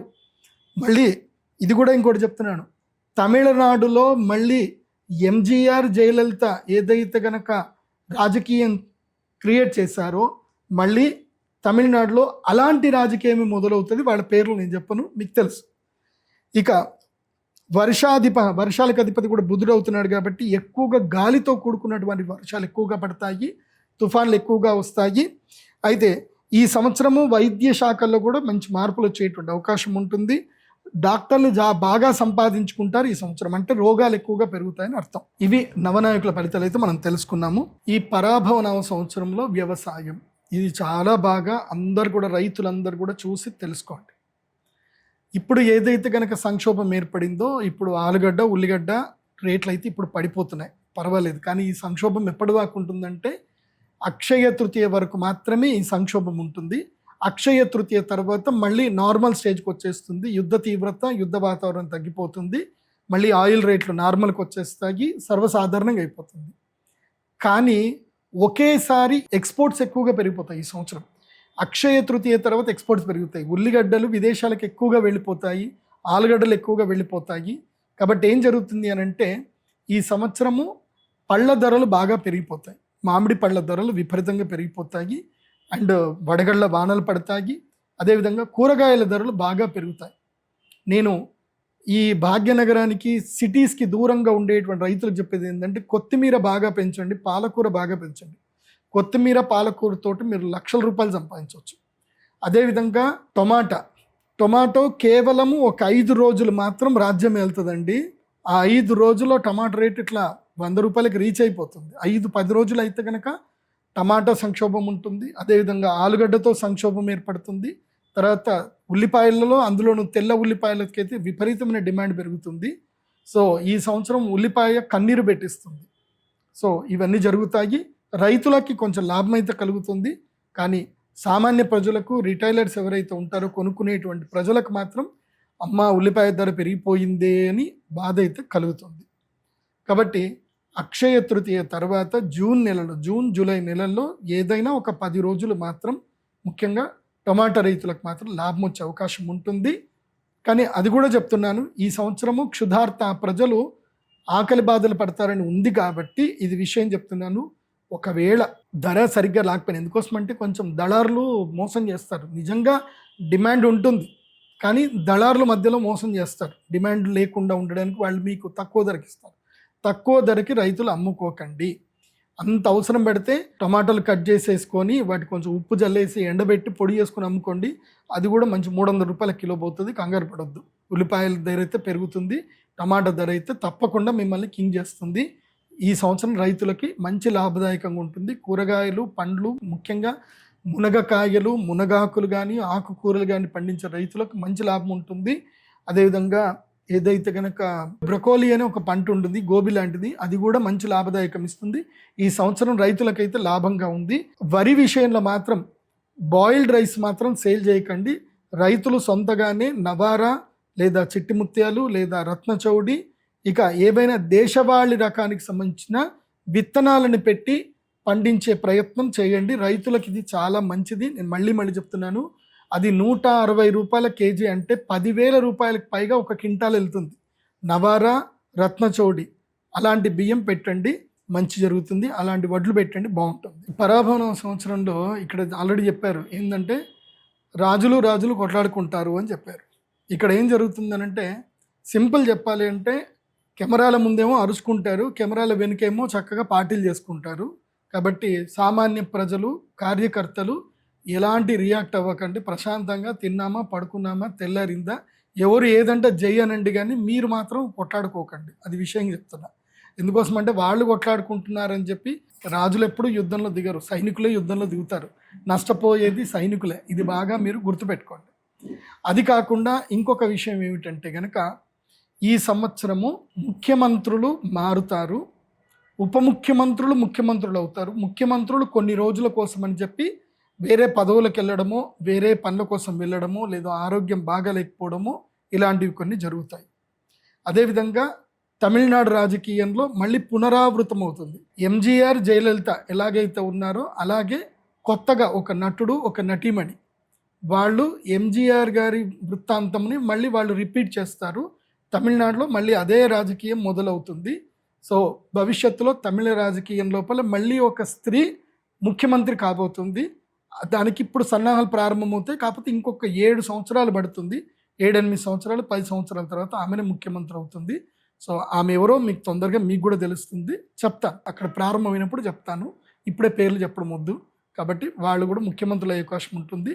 మళ్ళీ తమిళనాడులో ఒక నటుడు మళ్ళీ ముఖ్యమంత్రి అయ్యే అవకాశాలు ఎక్కువగా ఉంటాయి. కానీ ఈ సంవత్సరం కాదు, ఈ ఎలక్షన్లో గెలవరు. కానీ వచ్చే ఎలక్షన్లో మాత్రం తప్పకుండా విజయ్ ముఖ్యమంత్రి అయ్యే అవకాశం అయితే ఉంటుంది. తలపతి విజయ్ ముఖ్యమంత్రి అవుతాడు, కానీ ఈ సంవత్సరం కాదు. ఎట్లాగైతే పవన్ కళ్యాణ్ గారికి మొదలు ఎట్లాగైతే రాజకీయంగా కొన్ని ఒడిదుడుకులు ఎదురయ్యాయో అట్లాగే విజయ్ గారికి కూడా ఒడిదుడుకులు ఎదురవుతాయి. కానీ కనీసం ఒక లెవెల్లో ఒక 20-30 సీట్లు అయితే తప్పకుండా గెలుచుకుంటారు. ఆయన విజిల్ గుర్తు తప్పకుండా భవిష్యత్తులో విజిల్ బాగా గట్టిగా మోగుతుంది. ఇప్పుడైతే మోగదు, అది చూసుకోవాలి. ఇంకా చెప్పాలి అని అంటే రాజకీయం లోపల భారతీయ జనతా పార్టీలో కొన్ని చీలికలు వస్తాయి, సెంట్రల్లో నుంచి కొన్ని చీలికలు వస్తాయి, కొన్ని సంక్షోభాలు ఏర్పడతాయి. మళ్ళీ ఇంటర్నల్గా దాన్ని క్లారిఫై చేసుకుంటారు, క్యూర్ చేసుకుంటారు. కాకపోతే ఏంటంటే భవిష్యత్తులో కొన్ని సంక్షోభాలు జరిగి ఈ ప్రభుత్వం ఇంకా సెంట్రల్లో బీజేపీ ఉండదేమో అన్నంతగా సంక్షోభం క్రియేట్ అవుతుంది. కానీ భవిష్యత్తులో ఎట్టి పరిస్థితుల్లో సెంట్రల్లో బీజేపీ ఉండే అవకాశం ఉంటుంది. కాకపోతే కొన్ని జరుగుతాయి కదా, చాలా సంవత్సరాలు జరిగింది కాబట్టి, ఈ సంవత్సరం పరాభవం కాబట్టి, మంచిగా లేదు కాబట్టి చిన్న చిన్న సంక్షోభాలు అయితే జరుగుతాయి. కానీ మరి ప్రభుత్వాలు కూలిపోయేంత సంక్షోభం అయితే ఈ సంవత్సరం ఉండదు. అదేవిధంగా ఈ సంవత్సరం లోపల ముఖ్యంగా వెస్ట్ బెంగాల్లో రాష్ట్రపతి పరిపాలన వచ్చేటువంటి అవకాశం ఎక్కువగా అనిపిస్తుంది. అది కూడా దసరా నవరాత్రుల సమయంలో కొన్ని సంక్షోభాలు ఏర్పడతాయి. సో ఇక్కడ బంగ్లాదేశ్ నుంచి కూడా కొన్ని సంక్షోభాలు వస్తాయి. మళ్ళీ పాకిస్తాన్ కూడా కొన్ని ఉంటుంది కదా, వాళ్ళ పనే అది. సో ఈ సంవత్సరం కొంచెం తీవ్రతరం ఎక్కువగా ఉంటుంది. మళ్ళీ బాంబులు అట్లాంటివి ఉంటాయి, తీవ్రవాద చర్యలు. దీనికి ప్రభుత్వాలు కొంచెం గట్టిగా చర్యలు తీసుకుంటే బాగుంటుంది. తెలుగు రాష్ట్రాల విషయానికి వస్తే గనక తెలుగు రాష్ట్రాల్లో పెద్దగా రాజకీయ సంక్షోభం ఏముండదు, ఎట్లుంది అట్లాగే ఉంటుంది. కాకపోతే తెలంగాణ రాష్ట్రంలో కొత్తగా 3 మంత్రి పదవులు వస్తాయి. అదేవిధంగా తెలుగు రాష్ట్రాల్లో కూడా ఇంకొక 2 లేదా 4 మంత్రి పదవులు వచ్చే అవకాశం ఉంటుంది. కాకపోతే ప్రజల యొక్క మన్నల్ని ఎక్కువగా పొందలేకపోతారు తెలుగు రాష్ట్రాల్లో ఉన్నటువంటి మంత్రులు, ముఖ్యమంత్రులు. ప్రజల మన్నల్ని పొందడానికి ప్రయత్నాలు చేస్తారు, కానీ ప్రజల మెప్పుని పొందలేకపోతారు. అది జరుగుతుంది. గురుగ్రహము కర్కాటక రాశి వైపు ప్రయాణించే సమయం ఎప్పుడైతే వస్తుందో, గురుగ్రహం కర్కాటక రాశి లోపలికి ఎంటర్ అయ్యేంతసేపు యుద్ధ భయం అయితే ఉంటుంది. జూన్ వరకు యుద్ధ భయం ఉంటుంది. అక్షయ తృతీయ వరకు తీవ్రంగా ఉంటుంది. అక్షయ తృతీయ తర్వాత యుద్ధ భయం తగ్గుతుంది. కానీ ఇది భవిష్యత్తులో వరల్డ్ వార్ 3కి దారి తీసే అవకాశం అయితే ఉంటుంది. ఇక్కడ బీజం మాత్రమే పడుతుంది కానీ వరల్డ్ వార్ 3 అయితే ఇప్పుడు ఏర్పడదు. ఎప్పుడైతే శనిగ్రహము వృషభ రాశి లోపలికి ఎంటర్ అవుతాడో అప్పుడు వరల్డ్ వార్ 3కి ప్రారంభమవుతుంది. అప్పుడు సంక్షోభాలు విపరీతమవుతాయి, నీటి సంక్షోభాలు పెరుగుతాయి, ఆయిల్ కూడా సంక్షోభం పెరుగుతుంది. అప్పుడు తీవ్రతరమైనటువంటి జరుగుతుంది. ఇప్పుడు యుద్ధము అక్షయ తృతీయ వరకు అంటే ఏప్రిల్ 17వ తారీఖు వరకు యుద్ధం సమసిపోతుంది, మళ్ళీ నార్మల్ స్టేటస్కి వచ్చేస్తుంది.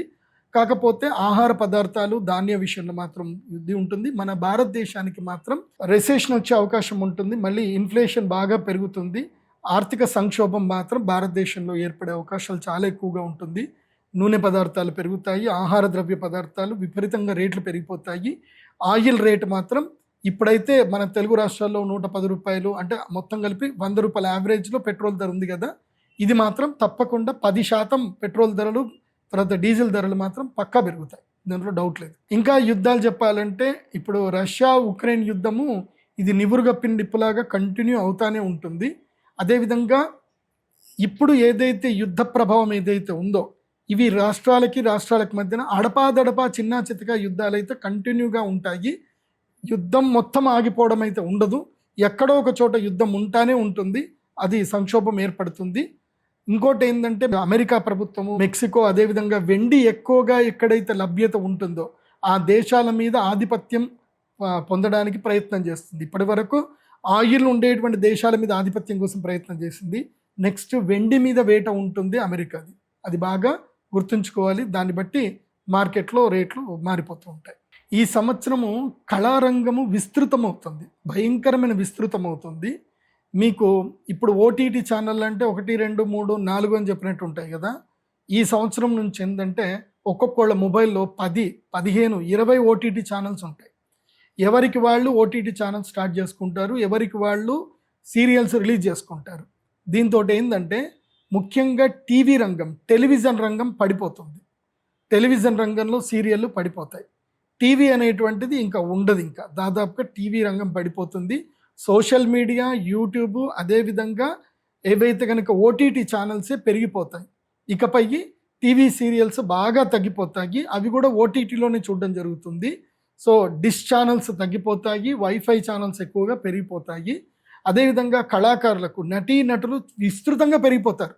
ఎవరికి వాళ్ళు సొంత బ్యానర్లు ఓపెన్ చేసుకుంటారు, ఎవరికి వాళ్ళు సొంతగా డబ్బులు సంపాదించుకుంటారు. ఇకపై మార్కెట్లో కళాకారులకు ఆదరణ పెరుగుతుంది, కళాకారుల మీద ఒత్తిడి తగ్గుతుంది, కళాకారుల మీద మోసం జరగడము వాళ్ళని ఇంకా రకరకాలుగా వాడుకోవడం అనేటివన్నీ తగ్గిపోతాయి. ఎవరికి వాళ్ళు సొంతగా వాళ్ళు డెవలప్ అయ్యే అవకాశం ఉంటుంది. ఇక నుంచి కళాకారులకు మంచి లాభాలు కలుగుతాయి, చాలామంది డబ్బులు సంపాదించుకుంటారు. ఒకప్పుడు ఒక ఊరి నుంచో ఒక ప్రదేశం నుంచో కేవలం ఒక 10-20 మంది కళాకారులు వచ్చేవాళ్ళు ఉంటారు. ఇప్పుడు ప్రతి ప్రదేశంలోనూ కళాకారులు పెరుగుతారు. దీనివల్ల కళారంగంలో ఇంప్రూవ్మెంట్ ఉంటుంది. కాకపోతే థియేటర్లకు డబ్బులు తగ్గిపోతాయి, థియేటర్లకు జనాలు వెళ్ళడం తగ్గుతుంది, ఓటీటీ ఛానల్స్కి ఎక్కువగా పెరుగుతుంది. దీన్ని బేస్ చేసుకొని భవిష్యత్తులో ప్రొడ్యూసర్లు ఎవరైనా ఉంటే కనుక మీరు సొంత ప్రొడక్షన్ యూనిట్లు పెట్టుకోవడం, సొంత ఓటీటీ ఛానల్స్ చేసుకునే ప్రయత్నాలు చేసుకుంటే బాగుంటుంది. యూట్యూబ్ రంగాన్ని కానీ సోషల్ మీడియా రంగంలో కానీ అడ్వర్టైజ్మెంట్ రంగంలో వాళ్ళకి కానీ విపరీతమైన డబ్బు లాభాలు ఉంటాయి. ఇంకా అంటే అమెజాన్ ఫ్లిప్కార్ట్ లాంటి ఇంకా ఛానల్స్, కొత్త వెబ్సైట్లు, కొత్త ఏవైతే కనుక సెల్లింగ్ ప్లాట్ఫామ్స్ ఇంకా పెరుగుతాయి. కాకపోతే ప్రజలు మోసపోయే అవకాశం కూడా ఉంటుంది, దొంగలు ఎక్కువగా ఉంటారు కాబట్టి ప్రజలు అప్రమత్తంగా ఉండాలి. కాకపోతే ఈ సంవత్సరం నుంచి విస్తృతమైన వ్యాపారాలు కళారంగం ద్వారా పెరిగేటువంటి అవకాశం ఉంటుంది. ఈ సంవత్సరం ప్రకృతి వైపరీత్యాలు ఉన్నాయి. ముఖ్యంగా గోదావరి నది పరివాహ ప్రాంతం వాళ్ళకి మాత్రం ప్రకృతి విపత్తులు ఉన్నాయి. ఈసారి సీమ ప్రాంతం అంటే కోనసీమ అని అంటారు కదా, ఏవైతే లంక ద్వీపాలు ఏవైతే ఉన్నాయో ఆ గ్రామ ప్రజలు చాలా అప్రమత్తంగా ఉండాలి. ప్రతి ఒక్కళ్ళు తమ ఇండ్లల్లో ప్లాస్టిక్ బోట్స్, ఇట్లా గాలి కొట్టేస్తే నిండిపోయే ప్లాస్టిక్ బోట్లు కానివ్వండి, అదేవిధంగా లైఫ్ జాకెట్స్ కానీ పెట్టుకోండి.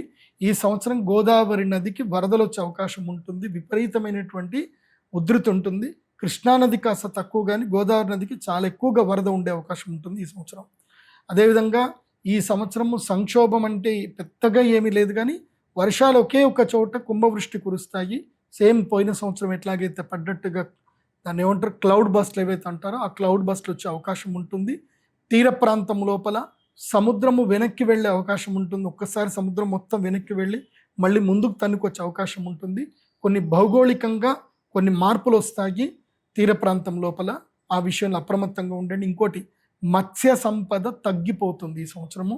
మత్స్య కళాకారులకు నష్టం వచ్చేటువంటి అవకాశం ఉంటుంది. కాబట్టి ఎక్కువగా దూరాలు వెళ్ళకండి. ముఖ్యంగా జాలర్లు ఎవరైతే ఉంటారో శ్రీకాకుళము, విజయనగరము, ఈ కాకినాడ, బందరు పోర్టుకు సంబంధించి చాలామంది జాలర్లు చాలా దూరాలు వెళతారు. ఈ సంవత్సరము సంక్షోభం ఉంటుంది, మత్స్య సంపద తగ్గిపోతుంది ఈ సంవత్సరము. కాబట్టి ఆ విషయంలో అప్రమత్తంగా ఉండండి. అది కాకుండా ఈ సంవత్సరం ఎక్స్పోర్ట్స్ విషయంలో మాత్రం ఎవరైతే రొయ్యలు అవి పండించుకుంటారో వాళ్ళకి లాభదాయకంగా ఉంటుంది. ఎందుకోసం అంటే సముద్రం లోపల జలచరాలు తగ్గిపోయినప్పుడు ఆర్టిఫిషియల్గా పెంచేటువంటి వాళ్ళకి డిమాండ్ పెరుగుతుంది. కాబట్టి ఈ సంవత్సరము రాస్ బిజినెస్ చేసేటువంటి వాళ్లకు మంచిగా ఉంటుంది. ఇంకా ఈ ప్రకృతి విపత్తులో భాగంగా ఈ సంవత్సరం తిరుమలలో కారు చిచ్చులు ఎక్కువగా ఉండేటువంటి అవకాశం ఉంటుంది. అడవులు భయంకరంగా తగులుబడిపోతాయి. కాబట్టి ఎండాకాలంలో అడవి ప్రయాణాలు చేయకండి. అమెరికాలో మాత్రం తీవ్రమైన సంక్షోభం ఏర్పడుతుంది. అమెరికాలో చాలా పెద్ద ఎత్తున అడవులు తగులుబడిపోతాయి. సో అమెరికా కానీ, మళ్ళీ ఆస్ట్రేలియా కానీ, ఆస్ట్రేలియాలో లాస్ట్ టైం జరిగాయి. సో మళ్ళీ డూమ్స్ డే లాంటి సిచ్యువేషన్స్ 2020లో కరోనాకు ముందు ఏవైతే అగ్ని ప్రమాదాలు జరిగాయో అవి ఈ సంవత్సరం ఎక్కువగా జరిగేటువంటి అవకాశాలు ఉన్నాయి. ఇంకొకటి విషయం బాగా గుర్తుపెట్టుకోండి, ఈ సంవత్సరం విష ప్రయోగాలు ఎక్కువగా జరుగుతాయి.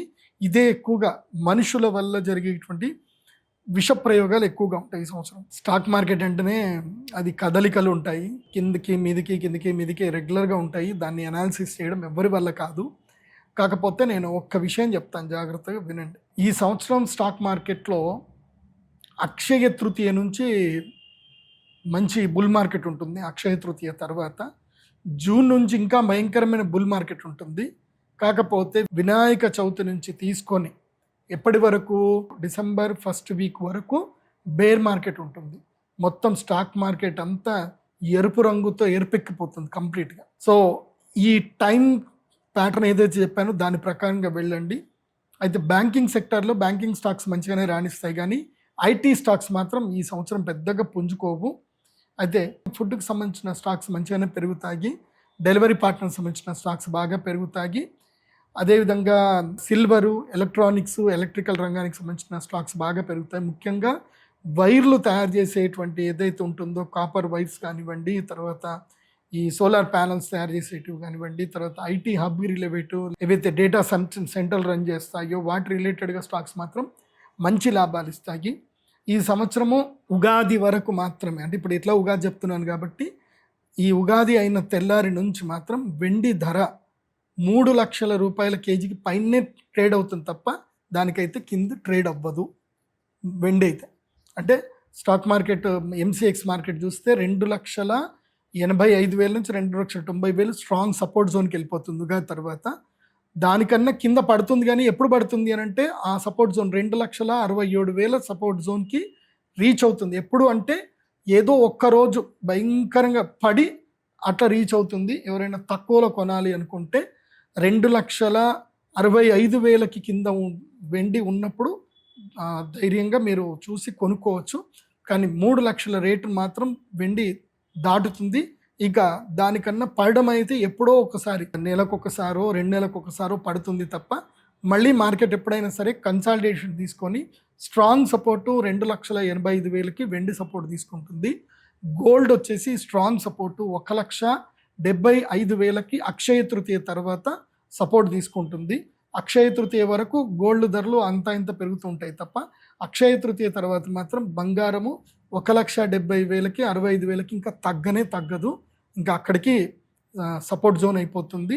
దాని తర్వాత బంగారము ఒక్కసారి 2 లక్షల వరకు, 2,15,000, 20,000 దాకా రీచ్ అయ్యి మళ్ళీ 2,85,000 దగ్గర స్ట్రాంగ్ సపోర్ట్ తీసుకునే అవకాశం ఉంటుంది బంగారము.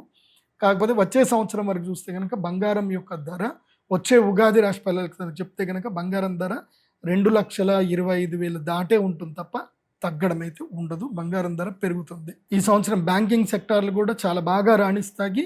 బ్యాంకింగ్ సెక్టార్లు 12% వృద్ధిలో మంచి ముందుకు వెళ్ళే అవకాశం ఉంటుంది. అయితే ప్రజలు ఈ సంవత్సరం ఎక్కువగా అప్పుల పాలవుతారు. సో అది ఉంది. రాష్ట్రాలు కానీ, ప్రజలు కానీ, ప్రభుత్వాలు కానీ అప్పుల పాలయ్యే అవకాశం ఎక్కువగా ఉంటుంది ఈ సంవత్సరం విద్యారంగంలో మంచి మార్పులు వస్తాయి. విద్యార్థులు సరికొత్తమైనటువంటి విచక్షణతో కూడుకొని ముందుకు వెళతారు. ముఖ్యంగా విద్యారంగంలో ప్రజలు తొందరగా న్యాయ వ్యవస్థ గురించి నేర్చుకోవడం కానీ, టెక్నాలజీ నేర్చుకోవడం కానీ ప్రజలు ఎక్కువగా మక్కువ చూపిస్తారు. విద్యార్థులు ముఖ్యంగా మార్కుల వెంట పడకుండా తమ యొక్క టెక్నాలజీ స్కిల్స్ ఎక్కువగా డెవలప్ అయ్యేటట్టుగా విద్యార్థుల్లో ఒక మంచి అవగాహన ఏర్పడే అవకాశం ఉంటుంది. సో ఈ సంవత్సరం విద్యా విషయంలో కానివ్వండి, అదేవిధంగా వైద్య రంగంలో కూడా సరికొత్త టెక్నాలజీ వస్తుంది. ఇంతకు మునుపు ఏంటంటే ఓపెన్ హార్ట్ సర్జరీ చేయాలన్నా సరే చాలా ఉండేటివి. ఇప్పుడు ఓపెన్ హార్ట్ సర్జరీలు మొత్తం బంద్ అయిపోతాయి. నానో టెక్నాలజీ డెవలప్ అవుతుంది. చిన్న ట్యాబ్లెట్ లాంటిది ఇంజెక్షన్ లాగా ఇస్తారు, చిన్న ట్యాబ్లెట్ ఇస్తారు. ఆ రోబో లోపలికి వెళ్ళిపోతుంది, మొత్తం హార్ట్ బ్లాకేజెస్ అంతా నీట్గా క్లీన్ చేసేసి బయటకు వచ్చేస్తుంది. సో ఫ్యూచర్లో nano technology, nano robots AI తోటి వస్తున్నాయి. సో అవే మాన్యువల్గా వెళ్ళిపోయి ఎక్కడెక్కడ ఏమున్నాయో చక్కగా డాక్టర్లు వీడియో గేమ్ ఆడడం స్టార్ట్ చేస్తారు. సో మంచిగా కెమెరా పెట్టేసుకొని వీడియో గేమ్ లాగా దాన్ని ముందుకు తీసుకెళ్ళి అక్కడ ఏవైతే ప్రాబ్లమ్స్ ఉన్నాయన్నీ సాల్వ్ చేస్తారు. అండ్ ఇన్ ఫ్యూచర్లో కిడ్నీ స్టోన్తో బాధపడే వాళ్ళకి కూడా పెద్దగా ప్రాబ్లం ఏం రాదు. కిడ్నీ దగ్గర కూడా ఏదైతే యురేత్రా లోపల చిన్న రోబో పంపించేస్తారు, అది వెళ్ళిపోయి మంచిగా కిడ్నీ స్టోన్ అంతా అది బంద్ చేసి బయటకు వచ్చేస్తుంది. నొప్పి లేకుండా కిడ్నీ స్టోన్ ట్రీట్మెంట్ కూడా జరిగిపోతుంది. ఫ్యూచర్లో నానో టెక్నాలజీ వైద్య రంగం లోపలికి వచ్చేసి అద్భుతాలు జరుగుతాయి. క్యాన్సర్ లాంటి భయంకరమైన ట్రీట్మెంట్స్కి కూడా మంచి ట్రీట్మెంట్స్ ఇచ్చే అవకాశం ఉంటుంది. ఫ్యూచర్లో ఎంత నానో టెక్నాలజీ వస్తుందంటే, ఎట్లాగైతే కనుక క్యాన్సర్ సెల్స్ని డామినేట్ చేయడానికి ఏఐ లాంటి కొన్ని సెల్స్ని వాళ్ళు తయారు చేస్తారు, రోబో సెల్స్ని. అవి శరీరంలోకి వెళ్ళిపోయి క్యాన్సర్ సెల్స్ అన్నిటిని కూడా అవి స్మాష్ చేసే ప్రయత్నాలు మొదలవుతాయి. ఆ టెక్నాలజీ ఉంటుంది. మనిషి మరణాన్ని జయించడానికి ప్రయత్నం చేస్తాడు, కానీ అదైతే జయించడం కష్టమే. కానీ కాకపోతే డబ్బు ఉన్నటువంటి వాడు, విపరీతమైన డబ్బు ఉన్నటువంటి వాళ్ళు మాత్రం తమ ఆయుష్ని 100 సంవత్సరాల నుంచి 200 సంవత్సరాలకైతే పెంచుకోగలుగుతారు. అది జరుగుతుంది భవిష్యత్తులో. డబ్బున్నటువంటి వాడు టెక్నాలజీతోటి ఆయుష్ పరిమాణం పెరిగే అవకాశాలు అయితే ఈ సంవత్సరం నుంచి కనిపిస్తున్నాయి. 150 సంవత్సరాల వరకు కూడా బతకొచ్చు, అది జరుగుతుంది. ఈ సంవత్సరము మహిళల్లో చైతన్యం బాగా ఏర్పడుతుంది. మహిళలు విపరీతంగా డబ్బులు సంపాదిస్తారు. సో ఈ సంవత్సరం ఇన్కమ్ ట్యాక్స్ కట్టేటువంటి ట్యాక్స్ శాతం కూడా చాలా పెరుగుతుంది. జిఎస్టీలు కూడా చాలా ఎక్కువ మంది కడతారు. ముఖ్యంగా మహిళలు ఏంటంటే కనుక ఫుడ్ రిలేటెడ్ కానివ్వండి, మ్యానుఫ్యాక్చరింగ్ కానివ్వండి, ఇంకా వేరే వేరే టెక్నాలజీ లోపలికి మహిళలు అందరు వ్యాపారస్తులు వెళ్ళే అవకాశం ఉంటుంది. కానీ ఈ సంవత్సరం మాత్రం వస్త్రాల రేట్లు భయంకరంగా పెరిగిపోతాయి. ఇప్పుడున్నట్టు కాదు. ఇంకా ఈ సంవత్సరం పట్టు చీరలు కొనాలంటే ఇంకా ఈఎంఐలో పట్టు చీరలు అమ్మబడును అని మాత్రం ఉంటాయి. సో ఆ రేంజ్ లోపలికి చీరల రేట్లు వెళ్ళిపోయే అవకాశం ఉంటుంది. అంటే ఖరీదైన పట్టు చీరలు ₹1,00,000 పైన వెళ్ళిపోతాయి. సో ఒకప్పుడు ఈ సంవత్సరము 30,000 40,000 దొరికిన పట్టు చీర ఇప్పుడు మాత్రం అంటే 2025కి 26 కనుక చూస్తే 15 నుంచి 20% బట్టల రేట్లు పెరిగిపోతాయి. చిన్నపిల్లల బట్టలు కొందామంటే ఇంకా క్రెడిట్ కార్డు తోటి ఈఎంఐలు కట్టాల్సిన పరిస్థితి అయితే ఏర్పడుతుంది. ఇప్పటి నుంచి బట్టల రేట్లు అయితే బాగా పెరిగిపోతాయి. సో తప్పదు. ఈ సంవత్సరము వస్త్రాల రేట్లు పెరుగుతాయి, కానీ వస్త్ర వ్యాపారం చేసేటువంటి వాళ్ళకైతే లాభదాయకంగా ఉంటుంది. సో ప్రజలు ఆఫర్ల కోసం చూస్తూ ఉంటారు. ఇదైతే పరిస్థితులు ఈ సంవత్సరం ఉంటుంది. ముఖ్యంగా స్త్రీల బట్టల విషయంలో ఎందుకోసమంటే నేను డైరెక్ట్గా చూస్తున్నాను, నా దగ్గర చాలామంది నా శిష్యులు ఉన్నారు. స్త్రీలకి వాళ్ళ యొక్క వస్త్రాలు కుట్టడానికి పురుషులకైతే ఒక షర్ట్ కొనుక్కుందానంటే ₹200 ఒక షర్ట్ వచ్చేస్తుంది. కానీ స్త్రీలకు అట్లా కాదు. వాళ్ళకి ఏదైనా వస్త్రాలు కుట్టించుకోవాలంటే ఒక్కదానికి మినిమం ₹700 పడుతుంది అని అంటే, భవిష్యత్తులో స్త్రీలు వస్త్ర రంగంలోకి వెళితే కనుక వాళ్ళకి మంచి లాభదాయకంగా ఉంటుంది, మంచి డబ్బులు సంపాదించుకుంటారు. ఈ సంవత్సరం బాగుంది ఆ విషయంలో మాత్రం.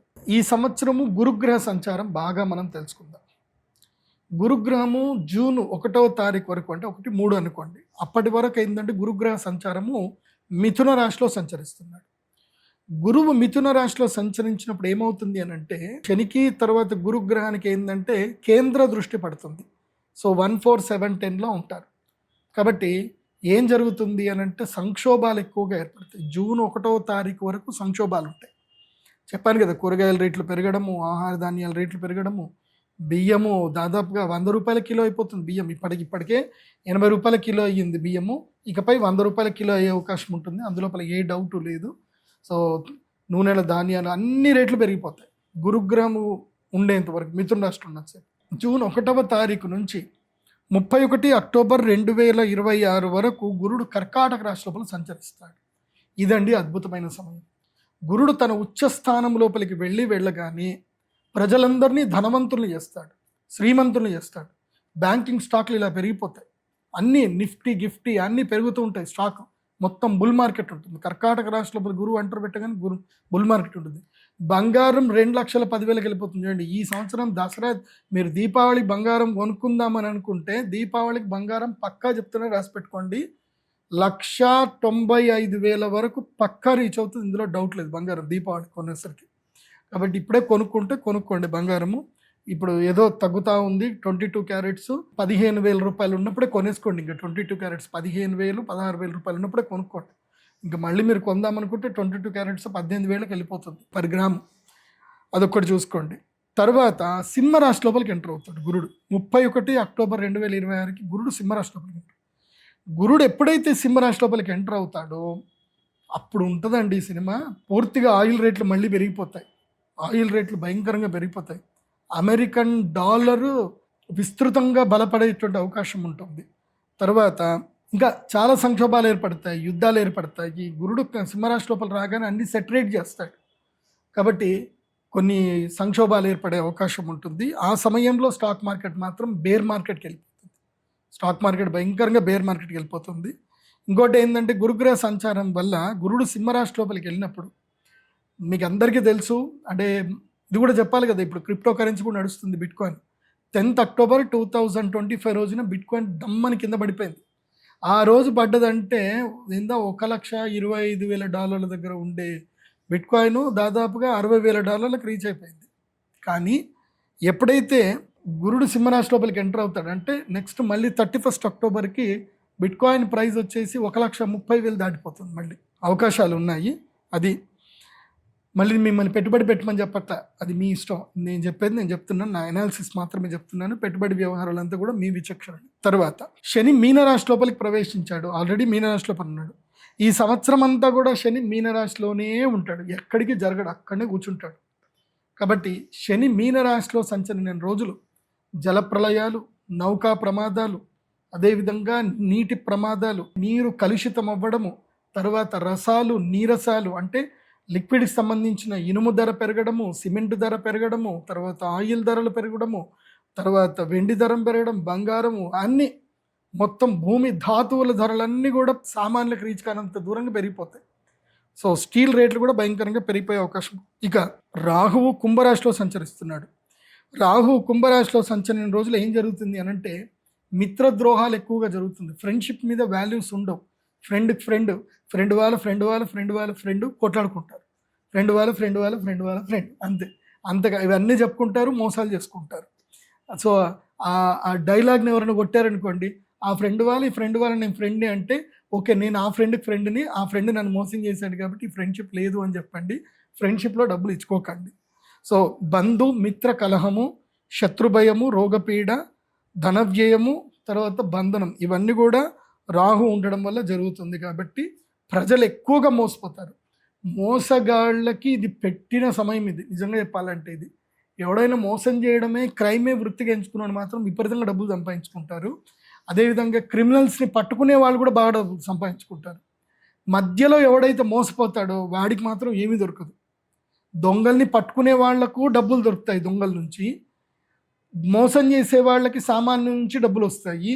కానీ మోసపోయిన వాడికి మాత్రం న్యాయం దొరకదు. బాగా గుర్తుపెట్టుకోండి, అర్థమవుతుందా?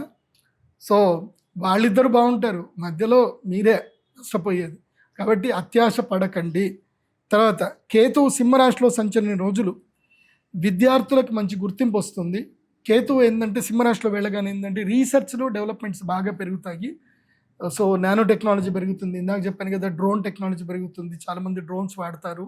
సో వ్యవసాయం లోపలికైతే మంచిగా టెక్నాలజీ మంచి ఇంప్రూవ్మెంట్ వస్తుంది. అదేవిధంగా వైద్య రంగంలో కూడా టెక్నాలజీ మంచి ఇంప్రూవ్మెంట్స్ వస్తాయి.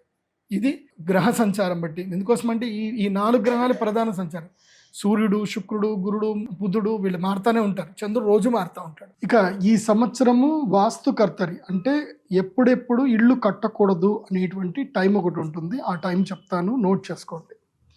ఈ సంవత్సరము వైశాఖ మాసంలోను అదేవిధంగా అధిక జ్యేష్ఠ మాసంలోనూ ఇళ్ళు కట్టడానికి పనికిరాదు. ఆ టైంలో హాలిడే, అంటే ఇంజనీర్స్ అందరూ కూడా హాలిడే తీసుకోవాలి.